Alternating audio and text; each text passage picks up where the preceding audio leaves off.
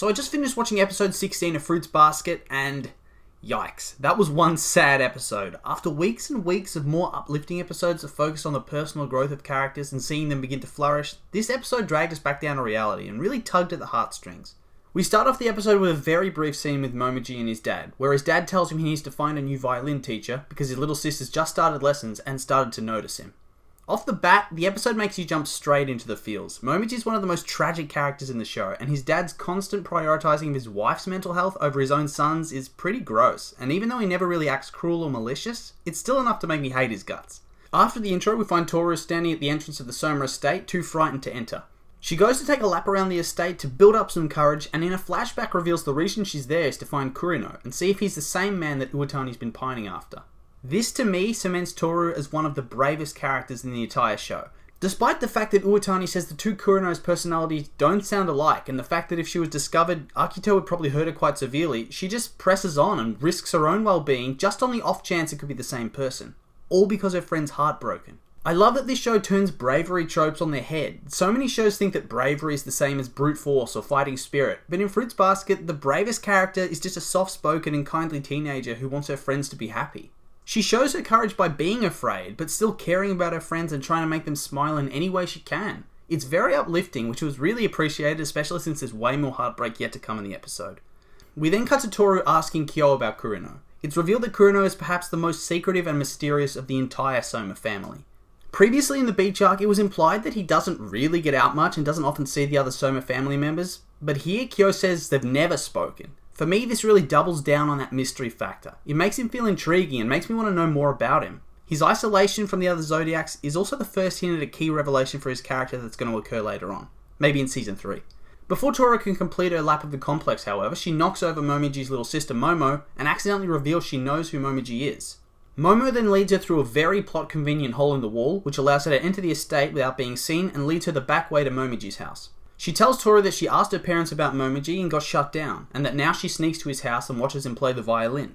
She then asks Tohru to ask him if he'll be her big brother. Tohru then approaches the house, and after a brief conversation where Momiji tells her he stopped violin lessons with his old teacher to protect his family, she reveals that Momo knows about him and wants to be his little sister.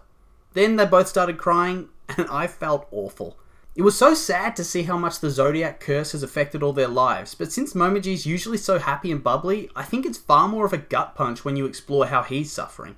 Even the mention that his sister started to notice him is enough to reduce him to tears, because he's been so isolated from his family for so long. He hasn't really endured violence or abuse in the same way as some of the other Zodiacs, but I think his trauma's just as valid. He's been kept at arm's length by his dad, who really only seems to care about his wife's happiness. He's the imperfect child that's been discarded and literally forgotten because his dad wasn't strong enough to stand up for him. The more I think about it, the more I hate that guy. Ugh! For him to finally have a small amount of recognition is very sweet, but also really sad because we know that's all he can have until the curse is broken. Just a small taste of what could be. Anyway, he gives Tohru a map to Kureno's house and he sends her on her way with a warning to be careful. She goes on a funny little stealth mission to try and find him, dodging gardeners, maids and family members, until she finally comes across him. Only to get spooked by a passing couple and run for it. As she crouches behind some bushes, a voice calls out asking who's there. Now, at first, I thought this was Akito because of the clothes and Tohru recognizing the voice, and I think that misdirection enhanced the scene because this would have been one of her worst case scenarios. That she was about to be caught by the one person who wants to hurt her more than anything. She's saved by the timely arrival of Kureno, who keeps her concealed and leads her away to safety. Now, if you've read ahead, you'll know who that previous character was. She's largely been shrouded in mystery so far and only has a handful of mentions, but I really like this slow burn with only small pieces being revealed. You don't want the story to get too busy and to lose its way a little. Kureno begins to lead Tohru out of the inner estate and is acting pretty cold and distant, but just as he's about to throw her out, she asks about Uotani and he softens up tremendously, as though she was able to penetrate the tough exterior and see the true him. He tells her that he doesn't plan to see her again, but he seems pretty sad about it and says that it's not because he has a Zodiac spirit. He then looks up as a bird flies past. That was foreshadowing without a doubt, and another hint that there's more to the character than what we're seeing on the surface. Tohru then leaves Uotani's contact info, saying that one day, whether it be tomorrow or in 10 years, he might want to see her again. He then sends her on her way, but has a sad smile on his face. She's successfully gotten to his heart, like all the other Somas she spent time with. There's a lot more to his character, I feel, than what we're just being presented with. I think it's going to be interesting to see how it all reveals itself along the way. Back at Momiji's house, he promises Tohru that he will learn a song she likes and give her a concert in the future.